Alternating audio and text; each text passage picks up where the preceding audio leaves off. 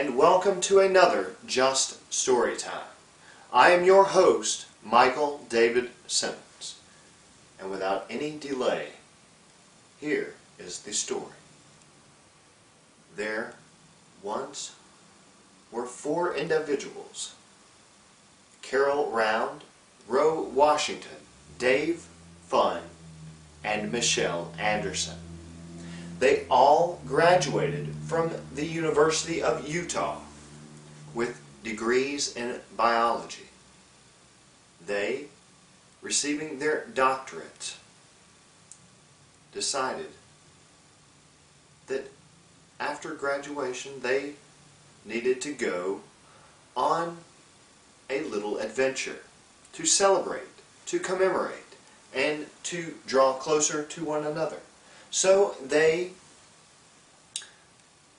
looked online and found island trips.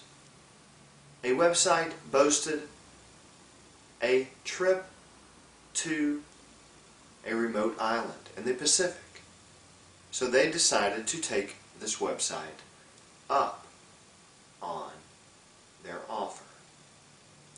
They gathered gear and decided that they should embark on July 30th, 1997. They left California toward the remote island in the Pacific. They experienced a small swell, a little bit of a storm, just a tad bit of a storm, and eventually got to the island.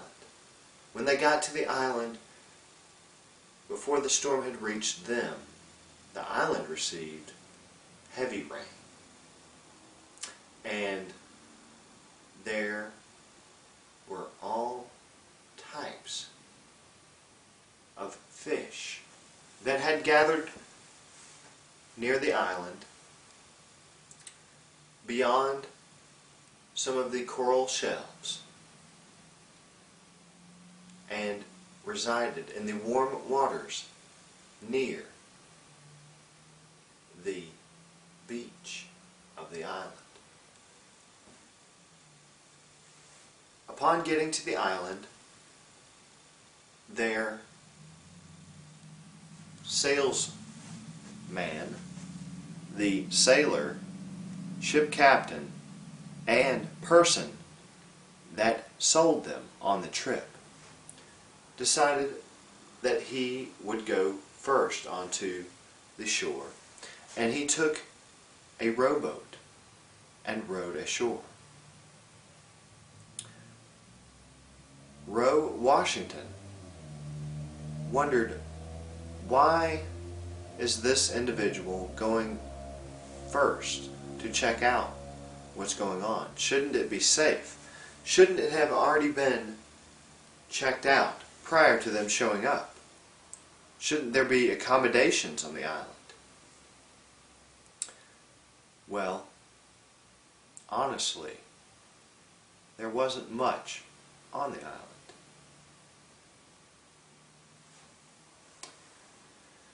The captain came back, slash sailor, slash salesman, and he said, the island is safe.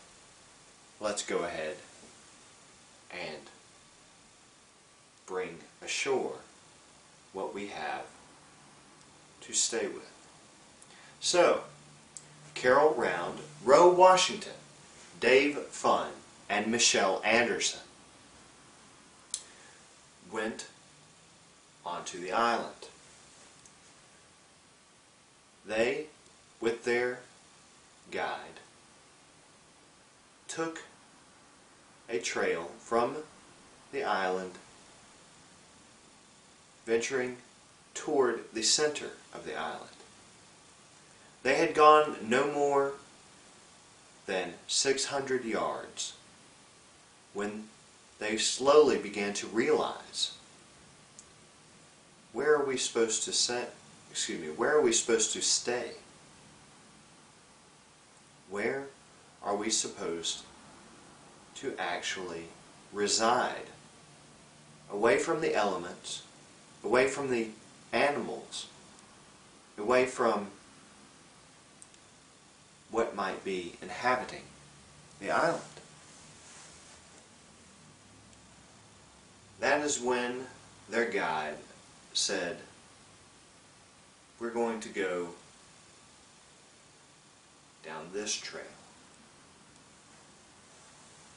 And this trail, leading them to the left, ended up taking them somewhere where they really didn't need to go. The guide had forgotten that the actual living quarters were down to the right. Because what they had come to before they took the left was a fork in the trail. When they went left, they went downhill. And upon arriving at what they thought was the bottom of the hill, they soon were captured by Aborigines. These Aborigines seemed to be very hostile, very upsetting to the females, Carol and Michelle. The Aborigines captured them, threw them into rope entanglements. Basically, they roped them up. They tied them up. These entanglements they led with other rope, and they led their prisoners back to their camp. When they got back to the Aborigines' camp, they realized that they might actually be eaten, for these Aborigines seemed to be cannibals. That is when Michelle and Carol became very upset. Roe and Dave didn't know what to do. How could they keep the females from being scared and worried about possibly dying? Roe decided he would try to talk down the Aborigines. He began speaking, and they knocked him over the head with a club made of bone. Michelle began screaming wildly, and Carol started sobbing. Carol didn't know that the Aborigines took pleasure in her crying. That only made them happy and more erratic. They danced around, screaming, whelping, hooping and hollering, until Dave.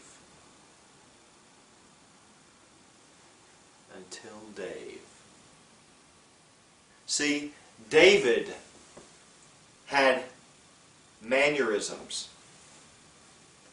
And these mannerisms that David had began to frighten the Aborigines. David began praying to his God, and the Aborigines did not know what to do.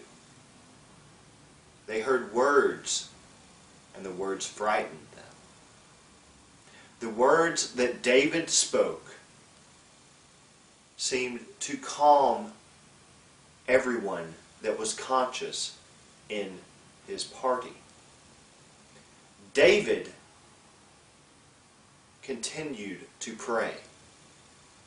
Carol joined in. Michelle began to sing praises to David's God.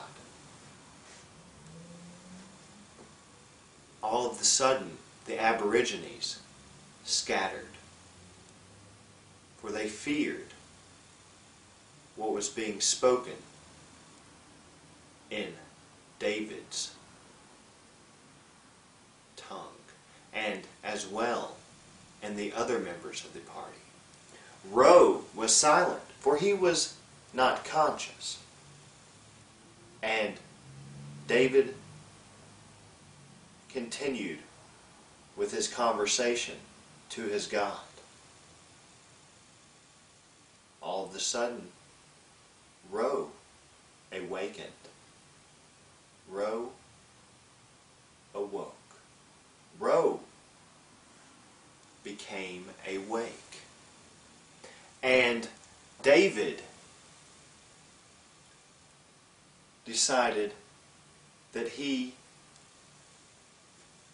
would free Roe. And so David used